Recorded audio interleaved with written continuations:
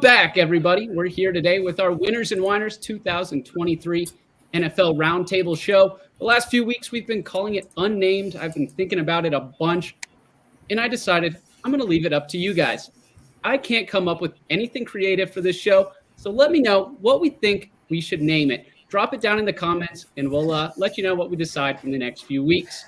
But now, let's get down to business. We got week 5 of the NFL season. We've got a very, very solid cast with us today. We're going to be looking at the early slate of these Sunday games. And I did want to remind all of you that we are filming this on Tuesday. So any later injury reports or news, make sure to take that into account. But first, let's dive in. Let's meet our cast. My other co-host, Scott the Steamroller Steehn. How you doing down there, Scott? Doing well, buddy. What's going on? I like how you say we have a, would you call us a veteran crew? What'd you say? Experienced, star-studded, solid. Star-studded. I mean, you could read that. You're kind of old because Chris and I, we were of a certain age. Rye, believe it or not, Tom without his beard, he's 22 years old. I never would have guessed that, but yeah, I thought he was 17. So yeah, it's good to be here, ready to take a look at this slate of games. The bye weeks have kicked in. So we've only got 8 games today, unlike the 11 we had last week. Why don't they put more games in the late window anyway? It's ridiculous. We've got 3 or 4 games tops in the late window. Come on, spread it out a little bit. It's good to be here. Can we get some good games in the late window? Seriously. Yeah, no kidding. Nope, that's yeah, exactly. Great point, Chris. That's why we're looking at the early games today, trying to help them out there. Let's head over to you, Chris. Give us an introduction. Let me know what you're up to, how you been. I'm the other resident old guy on this panel, apparently. Other than that, things good down here in the Palmetto State. It's always fun to watch Clemson struggle most of the time. It was fun watching them lose to Florida State a couple weeks ago, and then listen to all the excuses. It's fun watching South Carolina lose to Tennessee. Other than that, can't complain. Where's the baseball in college? In college? Who do you I root don't for? really. I was going to say, you root against all the local teams. Who do you He hates every local team. What the hell? Yeah, who do you root for? I really don't have a team in college. I just like watching the games. I haven't He's really. He's like Reichel and coaches. He hates them all. To be fair, there's a lot of bad coaches out there. To be fair, there's a lot of bad college football teams. That's fair. That's fair too. Very good point. No, that's great to see, Chris. We're happy to have you here. Thank you again. How about the man in the middle there, the man in the beard, Tom Macrina? How are you, sir? Hey, wonderful. In my 22-year life, I feel good. We got the Phillies in the playoffs. Eagles are 4-0, so yeah, we're doing well over here. Ready to cap some week 5. Perfect. Sure, there's random shootings on the streets, but our sports teams are killing it. That's right. And the Flyers still have hope because the season hasn't started. Flyers still mathematically alive right now. That's right. Exactly. Contention. And last, but definitely not least, the man down in the bottom left corner there, Scott Reichel. How you doing, sir? I feel pretty old. I found out Tom's 22. I feel old as hell right now at 26. Yeah, I feel pretty good. Looking forward to week 5. Should be fun. Been busy with a different type of football today. I've been watching a lot of soccer. So I've been keeping busy. A lot of fun. Looking forward to week 5. Perfect. And before we dive into those week 5 games, I wanted to give you guys a few reminders. Don't forget to head over to the Winners and Whiners main website where you can check out all of our free daily articles. We also have all of our links down in the description to our social media pages. We got our Twitter page back up and running again. Head over there and give us a follow. We also have our Discord that's been killing it. And we've been cranking out TikTok videos left and right. So head over there, give us a follow, and you can hop on all of our free content. And last but not least, we had a 15% off promo code for you guys this week. That code is PTH3WW15, and all you need at the end of checkout. So now that we can get into these games, we got the Thursday night game. Pretty interesting. I like how we tie. there. It's a nice way we tie the code in with the theme of the show. It's like you fucking generated a password. The code $CR $ exclamation point ampersand small z capital Q7. Read that code again because so they won't have to go back and fucking listen. They're like, what was that code? So it'll also be pasted down in the description. I'll make that clear. But that code is PTH3, and then the last 4 letters are a little bit easier to remember.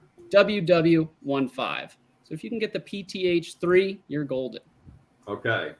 Is that what our show is? Is that the initials of our show now? We have to tailor our show to. You know what? I'm gonna run some PTH things. I was just while you guys are talking about the games. I'll have something for you here. I can't wait. All right, he's going to paint the house or something. Yeah, I'm thinking about it now. I'm going to come up with something as well.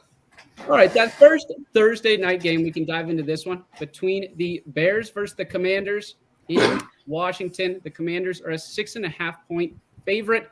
The over/under is 44.5. Let's start with Mr. Tom. Who do you like in this one? All right, so Chicago, Washington. Washington obviously played well last week. They took the Eagles to overtime. They have weapons on offense. Eric Bieniemy offense looks like it's getting started to go. They're getting better and better every week. Their defense has always been good. On the other side, we have Justin Fields, who hasn't been great. Last week, I guess he was decent, 4 touchdown passes for 335 yards. He also had 2 turnovers, an interception, a fumble lost, and the Bears blew a 28-7 lead, losing 31-28. The Claypool drama is concerning. Washington looks like they're going in the right direction. Chicago is a mess. Bears are looking for their first win, while Washington is thinking playoffs. Add in the short week, which Chicago is 2-12 ATS when playing with 6 or less days rest over the last 2 seasons. I'm going to take Washington to cover this number. I think Washington wins by double digits. I like it. Chris, how about you? I think Rye's onto something. I mean, this is a Chicago team that obviously can't play defense. Sure, Fields had a great game, but, you could throw for 350 yards throwing against air, which is what Denver's set defense is at this point. He had that fumble that cost him 7 points. They don't have much of a run game. I'm not impressed with Khalil Herbert or the lack of carries for Roschon Johnson. Washington, like Rye said, they took the Eagles to the limit. Perhaps they could have won that game had McLaurin not been ruled out of bounds on that pass late in the game. I think Washington wins this one convincingly. I haven't seen Chicago stop anyone since hell, I don't even remember the last time they put together a good defensive showing. What kind of gaslighting is that? Wait a minute. Had McLaurin not been ruled out of bounds, as if it was some arbitrary coin, why didn't you say if only McLaurin would have landed in bounds? Because let's face it, we've seen terrible officiating across the league all season long, and that was just another one of those plays where it looked like they got it wrong. And in overtime, you can't challenge. There's no coaches' challenges. Well, they reviewed it anyway. It was indisputable. I thought it was pretty close on. I mean, I thought he was out of bounds, but you can't overturn that. Yeah. Anyway, all right, sorry. Whatever. No. I understand what he's trying to say, though. If McLaurin was in bounds, Washington had the momentum, they might have scored and they might have won the game, but they called it incomplete. There was not enough to overturn that. So it was whatever the call was on the field was going to stand, in my opinion. Well, yeah, but that goes back to the fact that we've seen bad officiating, and we see it every week. I mean, it's not like that was an isolated incident. I don't think it was a bad call, personally, but No, I'm fine with it. It is what it is. It happened, and the Eagles ultimately won. So that's how it played out. Reichel, what do you think about this game overall, though? Do you think the Commanders can cover the spread against the Bears? yeah, the Commanders are not that bad. Simply put, Bieniemy, a lot of people were wondering why he wasn't hired as a head coach anywhere, and now I feel like the questions got even louder because he's proven he's not just Andy Reid's puppet. He's actually good at what he does, and I do think that looking at what Sam Howell's been able to do with this offense, they've been very solid. The ground game's been good, too, with Robinson, who actually had a touchdown, and he was decent against Philly, who has the best run defense in the entire league. McLaurin's good. Dotson's good. They got a lot of weapons there. I don't know how you lose that game if you're Chicago. You get the game of your life from Justin Fields and you blow a 21-point lead in the second half, really? I do think looking at the overall matchup, though, Washington does have a good pass rush. The issue with that team, they can't pass protect. Luckily for them, Chicago can't rush the passer, so it kind of balances out. I'll take Washington, who has some momentum. I think Sam Howell's better than Justin Fields. I don't think it's really close based on what I've seen so far this season. We saw Fields' best game in his career. He's still, 5-24 as a starter? 5-20. He's awful. There's no way around it. I got to go with the Commanders here. They're the much better team. They're the much better coach team. Regardless of what you think about Fields, Eberflus has not shown he can actually be a competent NFL coach. I'll take Washington on a short week. Like it. Mr. Steehn, how you feeling on this one? Well, God bless all of you for taking a side in this kennel battle. Jesus Christ, that's just two horrific teams. Here's a fun fact. One team in the NFL gave up 70 points in a single game, and they are not one of the two worst scoring defenses in the league. You know who are the two worst scoring defenses in the league? It's the Bears and the Commanders. Bears had one common opponent this year. They had the Denver Broncos in common. Bears gave up 31 to the powerful Broncos, while Washington said, hold my beer. Here, Broncos have 33. As Scott mentioned, Fields threw for 335 against Denver. Actually looked like an NFL quarterback for almost 3 quarters. You got to play the over here, boys. 44.5. That's a gift. Here you go. Here, take that. I'll take that gift. Give me the over 44.5. First over I like the over there. I could see some points. I think overall with this game, I'm going to stick with the other 3. I am going to take the Commanders minus 6.5. I think Cowell's the better quarterback, and like Reichel said, they're the better overall coach team, and I think that's going to make a big difference in this game.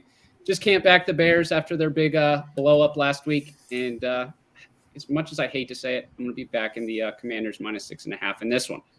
We're going to mark this show so at the end of the season we come back and go, oh, remember when you guys said that Eric Bieniemy was a great offensive coordinator? Oh, good times. All right, that's my 2 cents.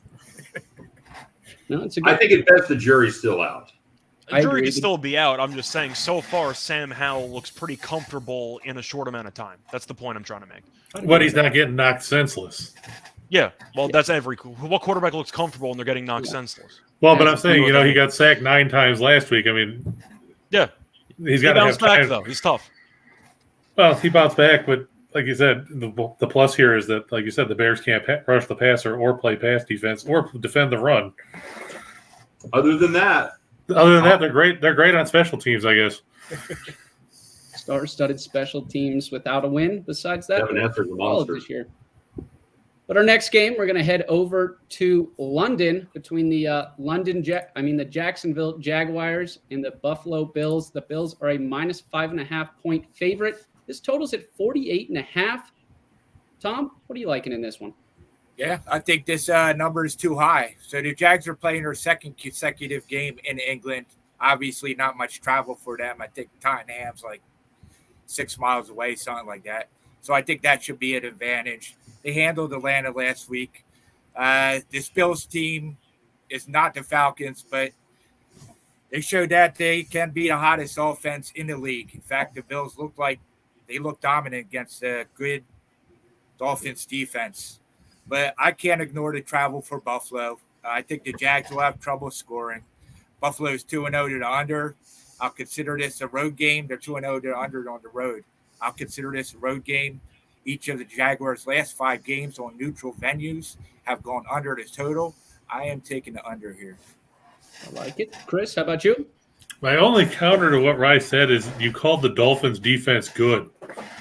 When have they looked good this season? Vic Fangio has been terrible. They're rated like 28th in the league in scoring defense. They can't stop the run. We saw that with the Chargers in week 1. They couldn't stop anything Sunday. Buffalo, they scored 123 points in the last 3 weeks. I know some of it came against the Raiders, came against Washington, who at least has a pass rush, and it came against Miami, who apparently forgot to show up. I think Buffalo wins this game. I know that travel is a factor, like you pointed out, but right now, Josh Allen, he doesn't have to do everything, and that's what was a big issue the last couple of years. He tried to play hero ball, and he hasn't had to do that lately. He tried it in week 1. It didn't work. They lost to the Jets. Since then, he's played a lot smarter. They've played a lot more fundamental football, and this defense with Sean McDermott running it is a lot different than when we saw Leslie Frazier standing back on his heels and letting everybody chew up plays and prevent defense late in games. I think Buffalo wins and they cover the line. I just don't trust Jacksonville because, I mean, let's face it, we saw them get trashed by Houston, and they didn't look all that impressive last week against an Atlanta team that has no offense outside of Bijan Robinson. Good point. Reichel, how about you? What are you thinking here? Yeah, I'm going to go with Buffalo. I just think, once again, these teams are just separated in terms of tiers. I think Buffalo is one of the top teams in the league. I'm not sure if they're the top tier, but they're definitely in the top 5 in terms of quality team. Jacksonville's probably in the back end of the top 10, but still, I think there is a talent disparity here. Jacksonville beat Atlanta. Congrats. You beat Desmond Ridder. That doesn't really mean much to me. I think Desmond Ridder is one of the worst starting quarterbacks in the league. I've said this for a while. I think that, once again, Jacksonville did the bare minimum and let Ridder try to go the length of the field the entire game, and he couldn't do it. So I do think when you're looking at what I expect, Jacksonville's defense, is it a good unit?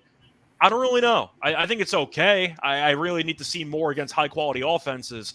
But Buffalo's offense is really just something else. Now, the only problem is Josh Allen occasionally gets a bit turnover-prone. But when he's not turnover-prone, he's still an elite quarterback. I think Lawrence is good too, but based on what I've seen from the offenses, there's a pretty big differential in terms of quality. I'll take Buffalo, not to mention the pass rush. Buffalo is the best pass rushing team in the league based on sacks per game. I do think you're looking at Buffalo getting after Lawrence, and they'll stop the run, and I'm really not sure if they're going to be able to if Jacksonville's going to be able to stop Diggs and Davis and all the weapons that they have for Buffalo. I'm going to take the Bills, but I am leaning to the under as well. I can really see Jacksonville struggling offensively in this game. I'll lean to the under, but give me Buffalo. Steamroller? Yeah, I'm on the Bills train here as well. Remember after week 1 when everybody wrote off the Bills after they lost to the Jets? Yeah, that was good times. All of a sudden, Buffalo Bills, second in scoring offense, second in scoring defense. That's a good combination. Last 3 games, Bills won by an average of 30 points per game. That is their average victory margin. Some of that came courtesy of beating the Raiders 40-0, but they have been substantially better than the other team. Now, is Jacksonville better than those teams? Sure. Are they 25 points better? I don't believe they are. Jags kind of starting to look like the Jags again. I'll take the Bills, one of the hottest teams in the NFL, if not the hottest team in the NFL, minus the 5.5. And by the way, my fantasy team, the Allen Wenches, starting to look a little better now after a tough week 1. Yep, I agree with all 4 of you with this one as well. I think the Bills are going to come, or all 3 of you, sorry about that, Tom. I think the Bills are going to come into this one. I think that week 1 little blunder with Josh Allen and his turnovers might have ended up really helping this Bills team. Looks like it snapped him into shape. And like Scott was saying, they've been rolling the last 3 weeks. I think they're going to continue to roll this week overseas. I just don't trust the Jags. I'm taking the Bills minus 5.5. Now for our later early games, our first one here, we're going to look at the Giants versus Dolphins. Miami, they're a 10.5 point favorite, and this totals at 49.5. A little bit of an interesting spread. Tom, what are you thinking? Yeah, so I think that the Dolphins are going to be angry after that embarrassing loss against the Bills last week. I also think this line is inflated, but the Dolphins should be able to reestablish the run against the Giants. After that, Tua should be able to do whatever he wants to the Giants secondary. Dolphins are 2-0 ATS favorite. Giants are 0-2 ATS on the road this season. Giants are on a short week. They're going to Miami where it's hot and humid. We see that the Giants can't score at all. So I like the Dolphins to cover this number. King, what you thinking? I hate to agree with Tom, but he's right. Let's face it, this is a Giants team. Daniel Jones got hit more times than a tackling dummy yesterday. Sacked 10 times. I thought it was 11. No, Paris Campbell got sacked once. Oh, good call. Good call, yeah. Okay, I take it back. So, let's face it, the Giants, hopefully they'll have Andrew Thomas. We don't know. Maybe they'll have Saquon Barkley. Doesn't matter. If Vic Fangio can't get this defense right against a Giants team that has scored a grand total of, nothing in the first half this season, they need to fire him now. Miami should win this game 47-3. By saying that, they'll probably only score like 20 points because they'll play like Seattle did yesterday and find ways to turn the ball over inside the 20-yard line. But I'll take the Dolphins. I'll give the points. I feel bad for Brian Daboll because, he got to the playoffs last year and everybody got all excited and reality hit. Reichel? I'm on Miami. There's really nothing to like about this Giants team. I'm trying to think of one thing I actually like about this Giants team. I don't think any piece of the team is good. Saquon might come back. I guess that's the one thing you can look forward to, kinda. The problem is they can't block for him, so it's not going to matter. But I got to read off Daniel Jones's primetime numbers just to reiterate once again that they paid him 4 years, $160 million. He's 1-12 in primetime games. Now, luckily, this is not a primetime game, so he's got that going for him. But damn, he's bad. There's no way around. 10 sacks? Come on, man. Like, there's nothing to like about this team. And Miami's going to be pissed because they got embarrassed. A lot of the quotes post-game were the quotes you were hoping to hear from Miami. We were a little bit full of ourselves. We thought after scoring 70, we were kings of the entire league. Got punched in the mouth, ready to roll. And I think the Giants are going to feel the wrath of a team that got embarrassed by the best team in the AFC East. I think Miami is going to be motivated. They're going to be focused. They're not going to overlook the Giants. That was the one thing the Giants had going for them. If the Dolphins beat Buffalo, maybe they wouldn't care about this game, and the Giants would be able to sneak through. That's not happening. It's in Miami. It's going to be hot. Tua's going to bounce back. The Giants' defense isn't good either. Miami could win this game by 28, and I wouldn't be shocked. But I'll be generous. I'll say Miami wins by 17. Now, you know what the bad thing is for Daniel Jones, right? You know who he plays next week? He plays Buffalo at night in Buffalo. In Orchard Park. Yeah, it's not going to be a fun time, but that's for next week's show. So that means when we come back, Scott or Reichel will be talking about how Daniel Jones is 1-13 in primetime games. If he gets that far, it wouldn't shock me if Tyrod maybe gets a start here or there in the next couple of weeks. We'll see what happens, but I'm waiting to see them flex the game out. I'm going with Miami. Miami could score 35. They can even score, according to Chris, if they score 24 points. Are they covering? I don't think the Giants get to 14. I don't trust the Giants getting to 14 against anybody. So I'll take Miami anyway. You could say they can get Miami can get to 14 and cover the line at this point. No, that I don't trust because Fangio's defense isn't good enough for that. Well, that's true. 27, I'll put the cutoff. I think Miami gets to 27 or 30. That's true. The Giants could kick 2 field goals and then they'd cover because it'd be 14-6. I don't see them getting in the end zone much. Steamroller? Yeah, the Giants have played some of the worst football you're going to see in 7 of the 8 halves they've played this season. I don't see it getting any better against the Dolphins. I hate laying 10.5. That's a huge number. And Scott, you were absolutely right. If the Dolphins win this game against Buffalo, that spread is very similar, but it's a great letdown spot to play the Giants there. They didn't. Now they're pissed off. They're hungry. That is not a good situation for the Giants. Plus, the Giants are on a short week. And we talked about Buffalo being second in scoring defense, second in scoring offense. Giants, the other side of that coin, they are last in scoring offense, and they are 30th in scoring defense. When you say it's hard to find anything this team does right, you ain't lying. Dolphins by many points right here. Yep, you guys pretty much covered that one for me. I'm also taking the Dolphins minus 10.5. Again, I don't trust the Giants. That game last night against the Seahawks was really tough to watch for them. And like you said, the Dolphins, they're going to be angry. They're going to be ready to roll. And I see them launching the ball down the field a lot in this game. I think they're going to score left and right, and they're going to cover that 10.5-point spread. Now, our next game, a little bit more interesting, a little bit closer, you could say. It's going to be the Saints versus the Patriots in New England. The Patriots are a minus 1.5-point spread, and this total's set at 40.5. Tom, who are you liking in this one? Yeah, so both of these teams are coming off a blowout loss. Usually you tighten up your defense after that. Patriots only scored 3 points against Dallas. Dallas is a good defense. I don't think it will get any easier with the Saints, which also have a good defense. Patriots offense struggles from last season continue. Pat's defense is decent, so I don't think that the Saints offense should have a heyday against them. Saints have went under in the total in every game this season. New England has only seen the over once.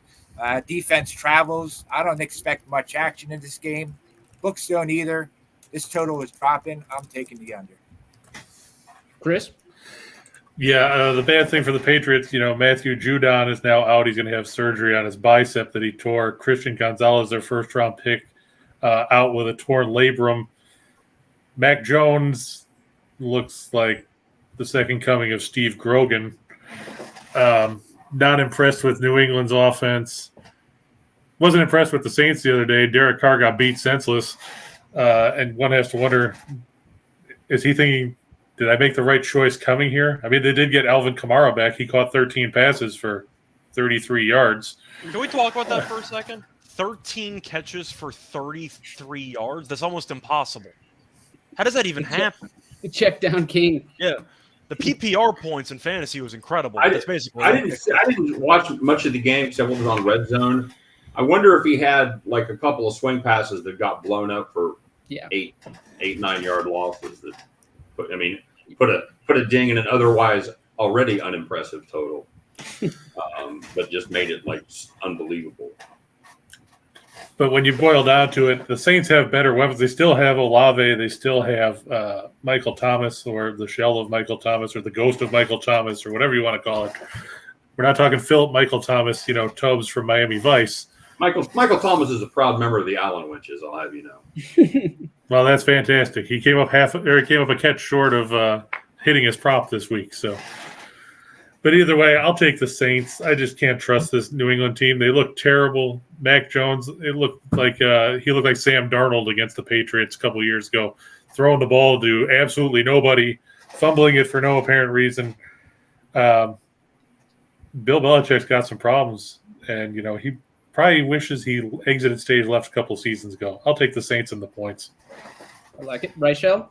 I'm going to lean to the under. I got to get that out of the way. I agree with Rye. It's ugly watching these teams play. Having said that, I am going to go with the Patriots at home. I don't think New Orleans is that good. And I feel like people keep talking about New England's offense being bad. You're not wrong. This offense is really bad. Mac Jones isn't good. I get it. It's not easy playing in Foxborough, especially for a dome team and a team that no-showed their game against Tampa last week. Derek Carr came back early from a shoulder injury. From what I saw, he can't throw. So I'm not saying that Winston should start instead, but I am saying that Winston should start instead because clearly Carr's not right. And I think if you're going to be rushing an injured quarterback back there, I know Judon's injured, Gonzalez is injured. It's not good for New England's defense. They're arguably New England's best two defensive players. But the point is, with Carr being injured, I can't trust him, especially outdoors in Foxborough. I think New England finds a way. It's not going to be pretty, but I definitely think Belichick, even though we acknowledge the last couple of years have been ugly for him, he's a much better coach than Dennis Allen. I think Dennis Allen is an abysmal head coach. And I do think when you're looking at the overall spot here, there's a reason why New England, despite all the injuries, is the favorite for me. And I think it's basically daring the public as a popular dog to take the Saints. I think it has fleas. I'm going to take the Patriots in the under. Steamroller? Well, Chris, first of all, I'll thank you to keep the name of legendary K-State alum Steve Grogan out of your mouth in his 16-year stellar NFL career. That's Steve Grogan with years. Not bad. the guy who had a neck roll bigger than Hey, I played with a neck roll, and nothing wrong with a neck roll, buddy. I was, however, not a quarterback. It may not surprise you, but yeah. You don't say. First you slander Steve Grogan, and then you slander the neck roll. Jesus. All right, here's the deal. I also slandered Michael Thomas by comparing him to Philip Michael Thomas. Are you going to complain about that too? Is that your only Miami Vice, Chris? Look, I hate both of these offenses so very much. New Orleans 25th scoring. New England is 30th. Scott, remember back when we were doing a show and everybody was all excited about Mac Jones, and I just didn't get it. We watched him in college throw it to elite receivers. That was basically it. Still don't get it. Still against Vanderbilt. I don't believe he is a NFL quarterback at the end of the day. I don't think that. These teams they come by their low scoring. Honestly, New Orleans 29th in offensive yards per play. New England's 24th. Solid defenses, especially when it comes to giving up yardage. New England's 6th defensive yards per play. New Orleans is 8th, both top 10 defenses there. I have to play with the general consensus here. I have to play the under as well. Hard to see where the offense is going to come from. It's hard to see either one of these teams finishing drives on a consistent basis and putting up 7 instead of 3. Give me under 40.5. I agree. I'll be taking the under as well. But if I did have to go with the side, I actually agree with Reichel with this one. I feel like this line is a little bit of a trap. I think, like he said, a lot of the public's going to really like the Saints in this one after watching the Patriots get blown out last week. But the Saints just haven't impressed me this year. I was pretty high on them before. I thought they were going to come in and start scoring quickly, and they just haven't done that. Add that in with Derek Carr being a little banged up. I think the Patriots might get the job done. I also want to point out, by the way, that the Patriots got blown out on national TV. The Saints got blown out too. Nobody just noticed because it was against the Buccaneers and it wasn't on television. So it's not like the Saints entered this game in great form either, just to throw that out there. That's a good point.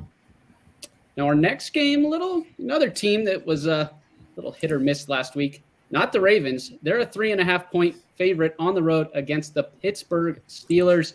Steelers, they didn't look great last week. This total set at a whopping 38.5. Rye, who you liking in this one? Yeah, I like the under. Kenny Pickett may be hurt. Mitch Trubisky comes in. It still makes the offense awful. Is that a downgrade or is that an upgrade? Personally, I think it's a downgrade, but not by much. Yeah, I'm not a fan of Trubisky or Kenny Pickett. But I think this defense plays well. They create turnovers.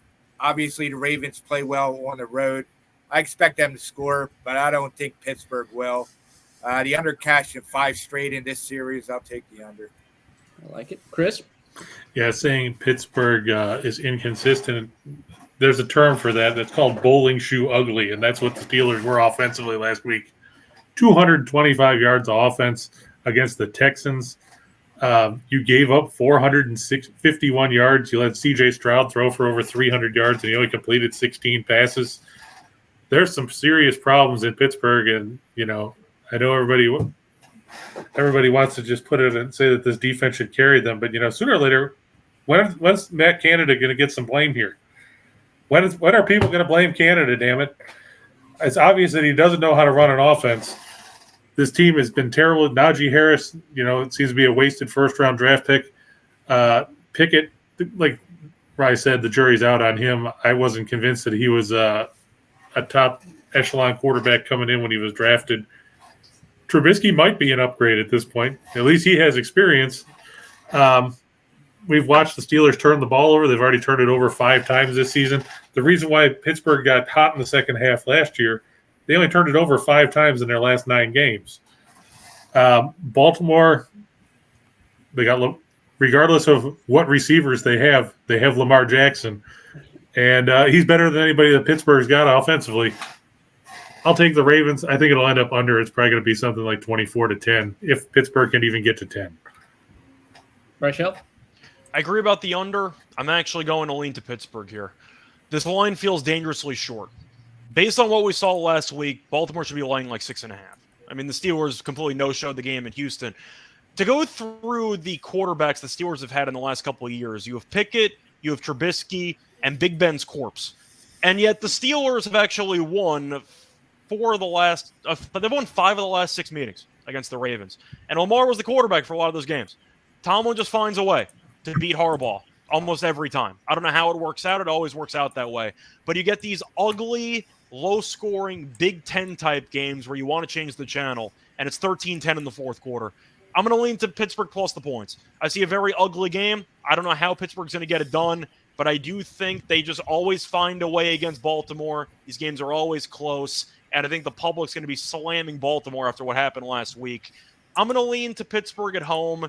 It's never easy to play in Pittsburgh, and I do think they're going to keep this game close, but I agree about the under. It's correlated. Pittsburgh can't score, so I'm going to go with the under, but I am going to lean to Pittsburgh plus the 3.5. Steamroller? Yeah, I don't know. Pickett or Trubisky doesn't really matter to me. I think Trubisky is the Kyle Orton of Jay Cutler's, if you want to know the truth. I'm not gonna lie. There's a compliment somewhere in there. This is just an absolutely dreadful Pittsburgh offense. I think the only person that hates Canada more than the people of Pittsburgh is the Prime Minister of India right now. It's a current event joke, folks. Look it up. That went over my head. I don't read anything, so that went over my head. But I'm sure it was funny. Yeah. I would have laughed if I got it, but sorry. Wrong crowd is all I'm saying. Both of these defenses get after the quarterback. They make you sad to be a signal caller. Top 7 in sacks. You're looking at the quarterback matchup in this: Lamar Jackson versus Wilson Pickett or Mitch Trubisky. I don't care. Give me Lamar Jackson laying 3.5. Could be a trap. I'm walking right into it. Some of you guys circle back and get me. I'll just be in the pit with these sharp sticks sticking right through my lower leg until I walk right into the trap. So be it. I'm just keeping my cell phone on me, and I'm calling you for help. Perfect. And just to your point, Reichel, while you said that they've won 5 of their last 6, Lamar didn't play either of those games last year. It was Tyler Huntley. But the ones before that with Big Ben's corpse, he did play in, right? Well, right, but we're talking about. But I'm going just back saying to in last, general, Pittsburgh hasn't had a good quarterback in like 4 or 5 years. They've still done pretty well against Lamar. I see an ugly game, and these games I tend to side with the home team. But the fact that the line is so short after such an embarrassing showing by Pittsburgh. Then again, we know Tomlin always plays down to competition. It's what he does. He gets his teams up for the good teams, and his teams no show against the bad teams. I think Tomlin gets his team up. They might lose, but I think it's going to be close. I agree. I could see either way happening. I'm going to be completely honest. I'm staying away from a side in this game. Don't really love either teams, but I do like the under 38.5, like you guys said. The number's a little bit lower, but every time I turn on these two teams playing, I feel like it's a Big Ten game, just like Reichel said. I want to turn it off. It's running the ball over and over, pounding the clock. I see that happening, and I see both defenses being the story of this game. So taking the under 38.5 in this one, and probably not going to watch it very much. Iowa football is brought to you by. This is one of those games where you're watching a red zone and you forget the game's on because they haven't jumped to it in 40 minutes. It's one of those. Could definitely happen for sure. Now, And just looking back, it's not Iowa. Sorry, Jackson actually didn't play in 4 of those games. Just Really? going back and looking, yeah, RG3 was in one of them. Ooh. That's a throwback. Okay. Then Shout you out had to Trace McSorley, Anthony Brown, and Tyler Huntley. Okay. So Jackson's only played in 2. How do you do in those two? I'd have to go back. There was the one game where they lost because they went for a 2-point conversion with 12 seconds left. I thought Huntley started that. Okay, whatever. It doesn't matter. Point is, Pittsburgh's had some success recently against Baltimore. That was my point. I like it. Another game that don't know if I'll be watching much, but the Carolina Panthers will be traveling to Detroit. The Lions are a 9-point favorite, and this total is set at 45. Rye, what are you liking in this one? Yeah, so I think this is an interesting one. Last season, Carolina beat Detroit, pretty much killed their playoff hopes. Detroit won like 6 out of the last 5, and la-di-da after that. So the Panthers ran all over the Lions defense to the tune of 320 yards. Did the Lions learn a lesson? I think they did. In their first 4 games this season, they have not allowed any team to record 100 rush yards. As I said earlier, the Lions have revenge on their minds. They look like one of the better teams in the NFC, and I think they're going to flex their muscles in front of the home crowd. This game, to me, has blowout potential. I'm taking the Lions. Chris? Yeah, I think you've got to go with Detroit here. We watched Carolina. They jumped in front of Minnesota last week. Couldn't hang out. Bryce Young looks lost. I mean, part of it is that, like Reichel was saying when we were talking about Mac Jones, he's not throwing to A.J. Brown or Devonta Smith or anybody like that. He's throwing to Jonathan Mingo and the corpse of Adam Thielen. They traded DJ Moore. You look at that game last year, Donta Foreman ran for 165 yards. Now he's rotting in Chicago on the bench. Chuba Hubbard had 125 yards. I think they put his face on a milk carton last week. They've got Miles Sanders, who probably has shown, who's shown that he's not worth the money they paid him.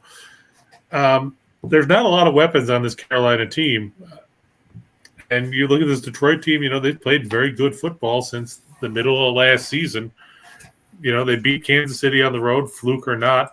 They went to overtime against the Seahawks team before their defense let them down. But then they've bounced back. They beat the brakes off of Green Bay last week at Lambeau Field. They beat the Falcons in a game where I thought Atlanta was going to beat them. I don't have any faith in Carolina, even playing in a dome. I'll take Detroit, and I think they'll win this one by double figures. Reichel? I think Carolina is the second worst team in the league. And I think that you can make an argument that maybe they're worse than Denver, but until they win a game, as far as I'm concerned, I'll have Denver higher ranked in the power rankings. I made a tweet last September when I was watching Alabama. I think it was against Texas. The tweet said, Bryce Young is going to be a top 10 pick in the upcoming NFL draft, and the franchise that drafts him will be set back about 5 years. He's really not that good. And I feel like, once again, this is exactly where we're at, because I don't think Bryce Young's that good. They have no weapons. They can't block. And you saw it against Minnesota, kind of like how Fields lost the game for the Bears. He had the fumble touchdown when Minnesota couldn't move the ball the entire game. And that was really the story of it. Bryce Young's not good. Or at least he was in college, but he's undersized. He's too small. He has no weapons. And there was an issue of him potentially not being able to see over the line of scrimmage. But Detroit has extra prep time. They played on Thursday, which is important because they do have extra time to prepare, whatever that means for Carolina's offense. But they're at home. I do think after losing the home game against the Seahawks, there might be a little bit of urgency to take care of business at home. Dan Quinn's a solid coach, and I do think that Goff has been solid with this team. They can run the ball, which is very important. Carolina's not great against the run. Even Madison had a good game on the ground. He's been pretty bad as a starter since Dalvin Cook left. Give me Detroit. It's pretty straightforward. Carolina might go 2-15. I think they're actually that bad. I'll go with Detroit. Steamroller? Well, first of all, before we're done recording, we're going to find out if I just made a genius move or not. I just bought out of my Texas 50 to win 69. I took the $53 buyout. So we'll see what happens with the Texas bullpen. I have no faith with a Texas bullpen. Okay, I didn't know what you said. Okay. I think meant like you had a Longhorns future. I'm like, that's an interesting segue. I didn't realize you meant the. Okay, my bad. Maybe they'll send Montgomery back out for the 8th. He's 90 plus. He's done. Yeah, he's done. My other point is I hate being part of a show where the majority of the people take a 10.5-point favorite and a 9-point favorite. But that's exactly what we're going to do. Just as we all took the Dolphins. Almost all. Did everybody take the Dolphins, right? Yes. I think based on the spot, we kind of had to. Yeah, you had no choice after what we saw yesterday. But this is a Carolina offense is just terrible. I don't like Alabama quarterbacks in the NFL. I just don't. Sorry to Kenny Stabler and Joe Namath, but they lack explosiveness. Last week they had one reception over 18 yards, and that was a 22 to who's ever wearing Thielen's uniform these days. No rush over 7 yards. No run over 7 yards. This is a team that's just flat not getting it done. They average just 2.9 yards per carry the last 2 games. Detroit rush defense, pretty darn good. They have yet to give up 4 yards per carry in any game. You want to play Carolina first half? Okay, go ahead. I get that. They've been able to hang tough. They had a halftime lead last week. You want to take 4.5, 5 points for the first half? I don't hate you. But you want to play the full game? Absolutely no way. Absolutely no way. This is a Lions team at home. I think they smell something special about this season. I'll take the knee biters and lay the 9. Yep, I'm keeping this one simple, as you guys said it already. I'm taking the Lions -9. I'm being that guy. We all did it. But I just, like you said, I don't trust this Panthers offense. They've struggled. They struggled to protect Bryce Young, and Bryce Young hasn't been the greatest decision maker or big play maker this season like he was at Alabama, and I just don't see him showing up this season either. So I'm going to take the Lions -9 here and hope for another blowout. Our next game, a little more interesting, a little bit more of a surprising team. The Houston Texans will be traveling to Atlanta to take on the Falcons. The Falcons are 2-point favorites, and this over-under is set at 41.5. Rye, who you liking? Yeah, so Falcons looked awful in London. They have to fly back and get back to Atlanta time zone. That can't be easy. As Reichel said earlier, Ritter is unimpressive. He's not good. He has 2 weapons that he can't get the ball to in London and Pitts. Houston is coming off 2 straight wins. They're looking like a team for the first time in a while. I like how C.J. Stroud has been playing. He's pretty impressive. These teams are going in opposite directions. We've seen this line drop towards Houston. Atlanta is 1-3 ATS on the year. Houston's 1-1 ATS on the road. I'll back the dog here. Why they're a dog? I think at some point Houston's going to be the favorite. Chris? Yeah, I think you've got to go with Houston here. They've won 2 in a row. Like we said, they just beat up Pittsburgh. C.J. Stroud, 7 touchdowns, no interceptions. He's thrown 151 passes already this season. Ritter's got 3 touchdowns. you know what? Devin Singletary has a touchdown pass, and he's a running back, and he's only thrown one pass. Atlanta, their best hope is to run the ball. And if they can't run the ball and they get in behind the sticks, they're only converting 35.3% of their third downs, so they don't extend drives. Houston, they've actually been good on third down this year. 31 of 64, 48.4%. You know, when you can move the chains and keep the clock running, keep the ball, you're going to wear down opposing defenses. And we're looking at an Atlanta defense that, let's face it, they've been mediocre at best. I mean, sure, they won their first couple games. They beat Carolina because, well, we talked about them already. And they beat Green Bay because Green Bay couldn't move the ball in the fourth quarter of a game where they're up by 13 points. Last couple weeks, they came back to reality. I've got to take Houston, and you might as well grab them while you're getting plus money because, like Bryce said, this line's going to end up shifting. There's no reason that the Falcons should be favored. Reichel? So I will give Atlanta a little bit of credit because their defense is very solid. The offense is bad, though, but I do like their defense a lot. Having said that, I'm taking Houston as well. I'm on the money line. Stroud, hell might be freezing over because an Ohio State quarterback might actually be decent in the NFL. CJ Stroud looks good. Simply put, I'd vote for him to win Rookie of the Year. Either him or it'd be Bijan. So it's actually going to be a bit of a battle there for Offensive Rookie of the Years.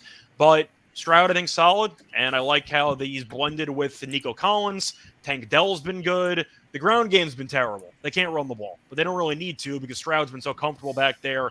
0 sacks last week against Pittsburgh's pass rush. So he's done a good job of getting the ball out quickly. I like what he can do, and I do think with Ritter, you saw Matt Collins' reaction when he walked over to him on the sideline. He started yelling at him because he knows he can't throw. But I think when you're looking at this spot here, Ritter, I watched at Cincinnati.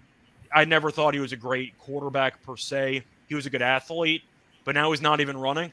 So I don't really know what he's bringing to the table at this point because he can't throw. So I'll go with the Texans here. I think Ryans is a hell of a coach. I think the Texans got themselves a great future head coach of this team for potentially a decade. We'll see what happens. But I like the direction Houston's in. They got a lot of confidence. Atlanta's got some jet lag. They're not in good form.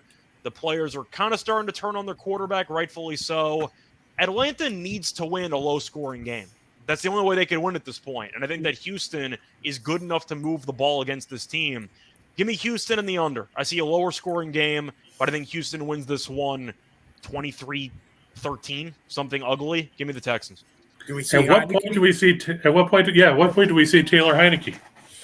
I think you can make the argument maybe a couple weeks from now. When's the bye?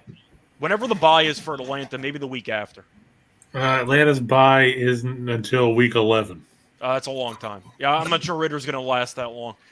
Well, they started off the year decently. I'll say if they go 3 under 500, then they'll make the quarterback switch. Well, before the bye, here's what they've got. They've got Houston this week. They've got Washington at home next week. Then at Tampa Bay, at Tennessee, home against Minnesota, and at Arizona. There are some winnable games on there. So Ritter might hold on for dear life. But, yeah. I was saying, you mentioned a couple of teams on the road, whatever, but none of those teams wow you by any means. They can steal a game or two. Steamroller, what are you liking in this one? I've got the Texans money line as well. We've got this game at -2. That number is no longer available anywhere. It's down to 1 or 1.5, so you're not getting a very nice price on the money line. I've got it at plus 105. So I'm with the crowd that says grab the plus money while you can. The Texans' run game, really not good, but I'll tell you what, they are committed to it. They ran for 138 yards last week against Pittsburgh and didn't average 4 yards a carry. That's commitment right there. CJ Stroud's not only been the best rookie quarterback in the league so far, he's been a top 10 quarterback overall. Ritter, I think we all piled on him pretty good. He's 31st in the league in QBR, just having a horrific season, and so far, pretty horrific career. He's thrown for over 160 yards just one time this season. And, like Rice said, he's got a couple of decent weapons in Pitts and London. And they're both looking at Jamar Chase, say, yeah, I'm always fucking open. They know the feeling. So, yeah, I've got the Texans on the money line here. Their offense is basically waiting to see which running back is going to catch a screen pass. Yeah, that's it. What do I need to work on, Coach? You need to work on your blocking there. I just feel bad for Bijan. He's already like a top 5 running back in the league, and they're just wasting him away. Sucks. No, he's used to being disappointed. He comes out of Texas. That's true. That's a fair point. It's a very valid point. With that game, I've been scratching my head looking at this one the last few days. I think I'm going to take the under 41.5 as I think the Falcons defense is going to bring CJ Stroud back down to life a little bit. Everyone's starting to talk about how great of a rookie quarterback he is, how he's just throwing the ball left and right. Where'd you hear that? What? Where'd I hear that? No. That? I don't know who would ever say that. But I just think he might look like a rookie this week. And I think this Atlanta defense is just good enough to slow him down a bit. And like you guys said, I don't trust Ritter at all. And I don't think this Falcons offense is going to score much. So I'm going to ride with the risky under 41.5. And our final game, the Titans versus the Colts. The Colts are a -1 point spread. I also saw this at even on a few books. Really close matchup. The total set at 42.5. Rye, who you like in this final game? Yeah, so last week we had a Derrick Henry sighting. He rushed for 122 yards. He ran for a touchdown. He threw for one. Colts offense has been looking good. At least they did last week, coming back against the Rams defense. Jonathan Taylor's coming back. I don't think he'll play much. But obviously, it's never a bad thing. We don't know what shape he's going to be in. He's come back for 4 games. Titans defense looked good last week. They held Cincy to 4.1 yards per play. Both matches went under last season. I love those divisional unders, so I'll take the under here. Chris? Yeah, I think Rye's on the right track. We're going with the under. As good as Tennessee looked last week, you have to chalk up some of that to the fact that Cincinnati just looks like they've gone back to the Cincinnati of old where they can't get out of their own way. Tennessee still can't defend the pass, yet they made that Cincinnati couldn't do anything with it. I think Anthony Richardson, his mobility is going to give Tennessee some issues. If I had to pick a side, I'd lean towards the Colts, but I'm going to stick with the under here just because neither one of these teams necessarily are going to put up a ton of points. I just don't have faith in anybody, really. I don't trust Tannehill. He's in 1 or 2 hits from being, carted off the field in a body bag. And Henry, other than last week, what has he done this season? He's been held fairly in check because of the fact that all the beating he's taken trying to carry this offense the last few years. Reichel? I'm going to agree with the under. I think it's going to be an ugly game. Anytime Tennessee's involved, you kind of got to go with an under because they're just such a good under team because Tannehill's the quarterback and the defense is pretty good. I know the pass defense isn't great, but they're a good bend but don't break defense. They're 0-2 on the road, but Indy's 0-2 at home. So, once again, that tells me absolutely nothing for the sake of picking a spot here. I'm going to go with Vrabel. I think he'll have a good game plan for a rookie quarterback. I just think that Vrabel is a proven coach who knows how to find ways to win games with questionable talent.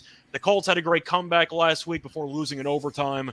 But I think when you're looking at this overall matchup here, Richardson has been impressive for a rookie quarterback. There's also been a pretty underwhelming start to a lot of the rookie quarterbacks, so I think he looks good by comparison. Richardson's stats last week, he was very good with regard to coming back. I just want to throw it out there. He was 11 of 25. Like, he's not accurate with the football. It just looked a lot better because they were down 23-0 and they came back to win. To eventually lose in overtime. He was never accurate in college. He's not accurate in the pros. And I do think that Vrabel's going to have something for him. I'll lean to Tennessee. It's an ugly, very close game. Give me some type of 2017 final. I think Tennessee finds a way. Steamroller? Reichel talking about Richardson reminds me of the old Saturday Night Live sketch with Chris Farley playing Bennett Brower, where he says, sure, I may not be the best quarterback in the world or complete a lot of passes or throw to the right team. No. Tannehill's not better than a lot of quarterbacks, but there is one quarterback he's better than, and that's Anthony Richardson. I like the Titans here. You got to play the under here as well. I think that's a solid play if you wanted to play the sides or play the total rather. Reichel, you know how this works. Last week we talked about Derrick Henry. I absolutely roasted him, said he was toast. and had nothing left in the tank. Derrick Henry, obviously being a big fan of our work, tuned in, loves our show. Motivated, and by the way, he texted me, asked me why we don't wear the hats anymore. So we might. I have mine if you want me to get it. I did too. It made the move. It somehow made the move. But is he back? Does he suck? We went through this last year. And you're like, hey, he's absolutely done. Nothing left. He's always a slow starter though, every year, and then he is a slow starter. And you look up last year, he had 1,530 yards, whatever he had. One of these years he's not going to do it. This could be the year, but I think he's going to have some success here. This is an Indy team that has to run the football to win the football game. But Tennessee rush defense has been very good this season. They haven't given up more than 78 yards on the ground. Number 1 in the NFL, yards per carry. Number 4, rushing yards per game. I think that's where this game is going to be decided. Like I said, I don't like either quarterback. I think Tannehill's got a slight nod over Richardson, and I'll take Derrick Henry over Zach Moss. I'll take the Titans. You can find plus money. Go get it. Yep. I'm definitely going to be leaning Titans as well, but my more reliable play in this game, I think, is going to be the under 42.5 points. I see both of these teams running the ball consistently, milking the clock.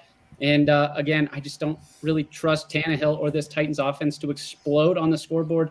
They usually don't. And last week, they looked good against a decent Bengals team. But like we said, Derrick Henry was running over tacklers left and right. I don't know if he's going to do that again. I think the Colts are going to corral him a little bit. This game's going to stay low scoring. But I did want to say we do have Chris King back in here. A little technical difficulty there, but we're back and ready to go. Chris, did you have anything final you wanted to say about the Titans-Colts game? I thought he just got a Dr. Pepper. I didn't realize he had a technical problem. It's not even a Dr. Pepper. It's a cherry Coke. Oh, my bad. Sorry. Geez, let's get the program. By the way, Chapman, 8th inning, unhittable. Nice. Absolute gas, just nasty shit. Somebody popped one to short was the best ball they hit. So hopefully they won't send him out for the 9th then. Well, they're not going to. They're going to use a report. Yeah, they're not. Chapman's not going to do 2 innings. But sorry, go Chris. What do you got? I was going to say this is one of those games that, like you guys were saying, it's going to be ugly. Nobody's going to want to watch it. It's a good cure for insomnia. So if you're bored and you want to take a nap in the middle of the afternoon without being Reichel, make sure you turn it on. With Sunday Ticket, you can at least stick it in the quad box and never pay attention to it. This might be one of the games where if you score 17 points, the game's over. I agree. And that wraps up our early Week 5 NFL games. We have our early slate covered. I did want to remind all of you that each of our cappers here is putting out premium NFL picks every Sunday and Monday, and probably mostly Thursdays as well, now that I think about it. But they got their premium picks every day, and you guys can use that special promo code that I know Scott's going to give me a hard time for. That code's down in the description, but it is PTH3. In the last part, you'll remember WW15. And I wanted to give all of you one last chance to tell all of our viewers where they can find all of your great work, and if you've had any special runs you've been on recently. Right? How about you first? You can find me at Tom Macrina. I'm at Reichel on all social media. I've been doing well in baseball. I got crushed on Sunday in the NFL, so we want to talk about that. But otherwise, I'm throwing plays every day. I'm also in the Discord throwing plays. Perfect. Chris, how about yourself? Sales pitch a little bit. Yeah, you can see me on Saturdays at 9 a.m. at Just Parlays with me. You can also find my stuff on Winners and Whiners because I'm always writing games there. Sunday wasn't good for me in the NFL. I'd like to blame Steen's quarterback for deciding to dive at the 2-yard line and not covering the line. But 10-2 of my last 12 in baseball going into the postseason. I finished up, I think, 31 units and change over the course of the year in baseball. And change. Not just 31 units, and change. That's right. 31.65, I think it was. Very nice. That's very impressive. How about you, Reichel? Where can we find you? You can find me on Twitter at Reichel Radio, either for the YouTube videos or the podcast that I'm on. Besides that, no real special runs. I don't exercise. Perfect. Steamroller, how about you? Not only can you find me here on the Pretty Terrific Handicapping Show, Ooh. But you can, that's right. Find my premium picks on Twitter. Unlike the rest of these moves, I had a good weekend last weekend in the NFL. Personally and professionally, I hit a couple 3-team money line parlays after hitting 3 on Saturday. Wait a second, So, personally and professionally? Now you're That's just right. flexing on us. Okay. That's right. That's right. Come on. Suck it, you fucking losers. That's what I'm saying to you. And I'm sure the tables will turn next week. But no, they won't turn. Probably personally. Gotta have some confidence, man. Believe in yourself. Well, it looks like, according to what Chapman just did, I just made a terrible buyout. So that was not good. I was waiting for the big meltdown. He looked like Aroldis Chapman of 7 years ago. But just wait until the Josh McDaniels buyout. There are worse buyouts in the future for NFL teams. Fair. They're fine. Fair, absolutely correct. But you can find me on Twitter at Steehn. I don't tweet a lot. Usually when I do, it's about the Chiefs or some other obnoxious thing going on in the NFL. So check me out there as well.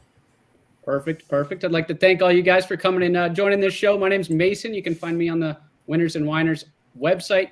I'm also on the Whiners and Whiners YouTube channel. Got my Twitter at Mason Folz and the Whiners and Whiners TikTok. Head over there, give me a follow, and I'll be cranking out free content pretty much every single day. But that wraps up our Week 5 NFL show. We wanted to thank all of you guys so much for coming and checking out this video. If you could, please like, subscribe, and hit that bell so you can come back next week and catch some more NFL picks.